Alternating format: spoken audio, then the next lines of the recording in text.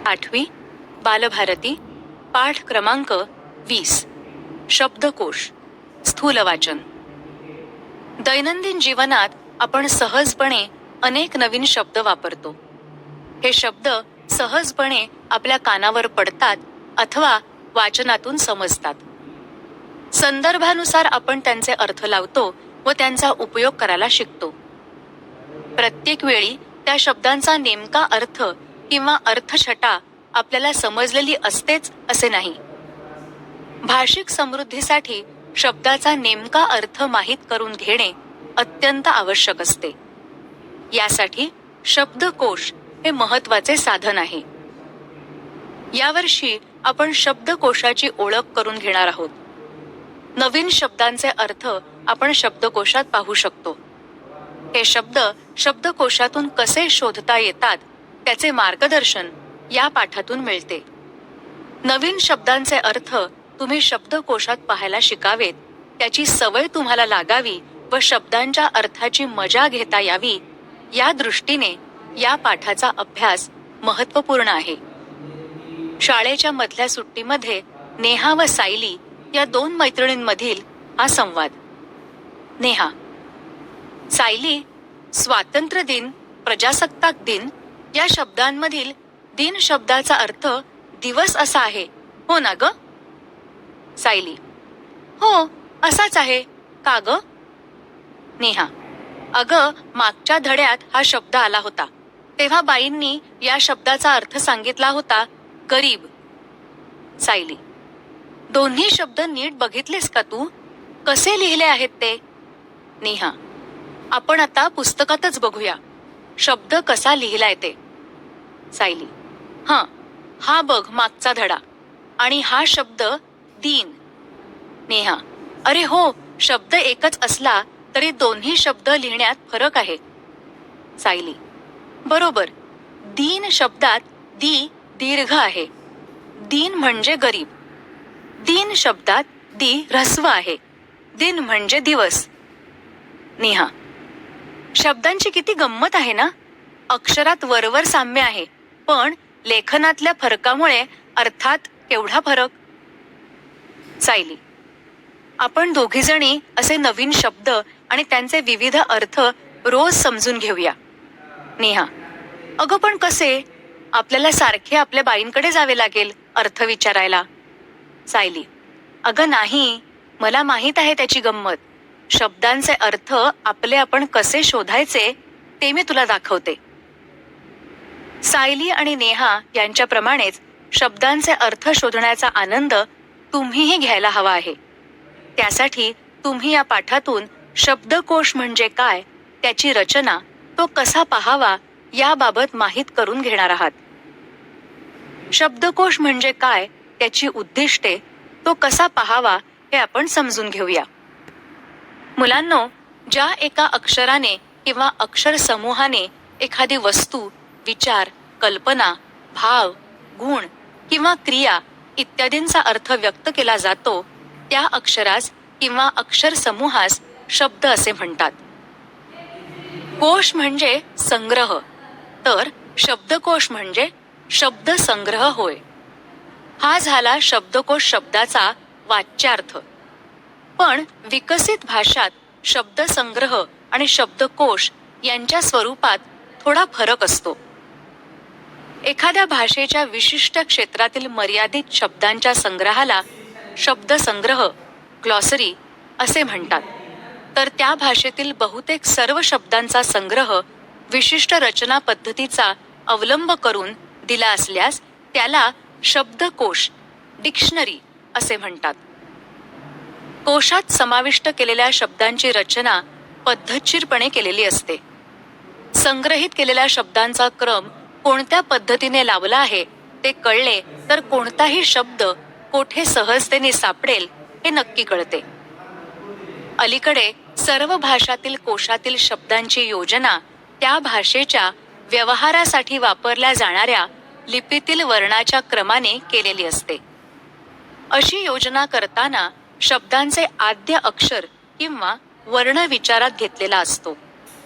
या पद्धतीमुळे कोशात शब्द कोठे सापडेल हे चटकन ठरवता येते. उद्दिष्टे: 1. प्रत्येक शब्दाला विशिष्ट अर्थ असतो हे कळणे. 2.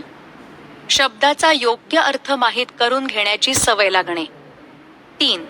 शब्दाच्या अर्थाच्या छटा समजणे. 4. शब्दकोश ही संकल्पना समजणे. 5. शब्दकोशाची गरज व महत्त्व लक्षात येणे. 6. शब्दकोश हाताळता येणे. काय असते शब्दकोशात? 1. शब्दांचा संग्रह. 2. शब्दांचे प्रमाण उच्चार. 3. व्युत्पत्ती. 4. समानार्थी प्रतिशब्द. 5. संदर्भानुसार बदलणारे शब्दाचे अर्थ. 6. अर्थाचे स्पष्टीकरण करणारे वर्णन किंवा चित्र. 7. प्रसिद्ध लेखकांच्या ग्रंथातील संदर्भ. शब्दकोश कसा पहावा? शब्दकोश पाहण्याचा क्रम: एखादा शब्द ठरव. अकार विल्हे क्रम समजून घे. एका शब्दाचे विविध अर्थ समजून घे. शब्दकोश. शब्दकोश बघ. विविध अर्थछटा लक्षात घे. अर्थशोध. शब्दकोशात एखादा शब्द शोधताना अकार विल्हे म्हणजे अ या अक्षरापासून लावलेला क्रम महत्वाचा असतो. आपण आपल्या पाठ्यपुस्तकातील एका कवितेचे उदाहरण पाहू. अणुरेणूतुनी शब्द प्रगटती, चला चला पुढती, विज्ञानाचा प्रकाश आला घडे दिव्य क्रांती. आता समजा आपल्या अणुरेणूतुनी, प्रगटती, विज्ञान, प्रकाश, दिव्य आणि क्रांती असे 6 शब्द शोधायचे आहेत. पहिली महत्वाची गोष्ट म्हणजे शब्दांना लागलेले प्रत्यय वगळून, सामान्य रूप वगळून मूळचा शब्दच शोधायचा असतो. अणुरेणूतुनी या शब्दाला तुनी हा प्रत्यय वगळून मूळ शब्द शोधावा लागेल. दुसरी महत्वाची गोष्ट म्हणजे क्रियापदाचा मूळ धातू शोधायचा असतो. म्हणजे प्रगटती या शब्दाचा प्रकट हा मूळ धातू आपल्याला शोधावा लागेल.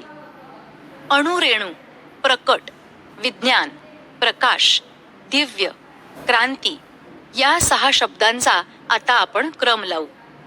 आपल्या वर्णमालेनुसार यांची पहिली अक्षरे कुठल्या क्रमाने येतात ते पाहू. आता अर्थातच स्वरापासून सुरू होणाऱ्या शब्दांचा क्रम आधी लागेल. म्हणजे इथे अणुरेणू हा शब्द आधी येईल. त्याचा पहिला क्रमांक. यानंतर उरलेल्या 5 पैकी कुठलं अक्षर आधी येईल? यात साहजिकच स्वरानंतर येणारे पहिले व्यंजन क म्हणजे दुसऱ्या क्रमांकाला येईल क्रांती. नंतर क्रम येईल दिव्य मधील द चा. मग येतील प्रकट आणि प्रकाश हे शब्द. सर्वात शेवटी येईल विज्ञान. आता प्रकट आणि प्रकाश यात प्र नंतर कुठली अक्षरे येतात? तर क आणि का आता तुम्हीच सांगा. क आणि का यापैकी कोणाचा क्रम आधी लागेल? अर्थात क चा. म्हणून प्रकट आधी येईल आणि प्रकाश नंतर. मग आता आपला क्रम तयार झाला. अणुरेणू, क्रांती, दिव्य, प्रकट, प्रकाश, विज्ञान. आहे ना सोपे? यात क्रांती, प्रकट, प्रकाश यांमध्ये पहिले अक्षर जोडाक्षर आहे. ते कसे शोधायचे? तर अ पासून औ पर्यंतचे शब्द संपले की जोडाक्षरे सुरू होतात. म्हणजे क पासून कौ पर्यंतचे शब्द संपले की जोडाक्षरे सुरू होतील. त्यात क अधिक र बरोबर क्र शोधायचा. मग क्रा शोधायचा. त्यावर अनुस्वार असलेले शब्द शोधायचे. तेव्हा आपल्याला क्रांती सापडेल. आता तुम्ही स्वतः शब्दकोशात शब्द पाहायचा सराव करा. टीप: क्ष, ज्ञ यांचा क्रम अकार विल्हे लावताना ळ या शेवटच्या व्यंजनानंतर येतो. शब्दकोश पाहण्याची, हाताळण्याची सवय लागली की शब्दाचे अर्थ व मोल तुम्हाला कळेल. योग्य जागी योग्य अर्थाचा शब्द तुम्ही वापरू शकाल. समर्पक शब्द मांडणीच्या प्रवासात शब्दकोश हे अत्यंत महत्त्वाचे साधन आहे. या साधनाचे महत्त्व जाणा. तुम्ही आता उच्च प्राथमिक गटात आहात. भाषिक समृद्धीच्या वाटचालीत शब्दकोशाचे महत्त्व जाणावे यासाठी या पाठाचा अभ्यास करणे योग्य ठरेल.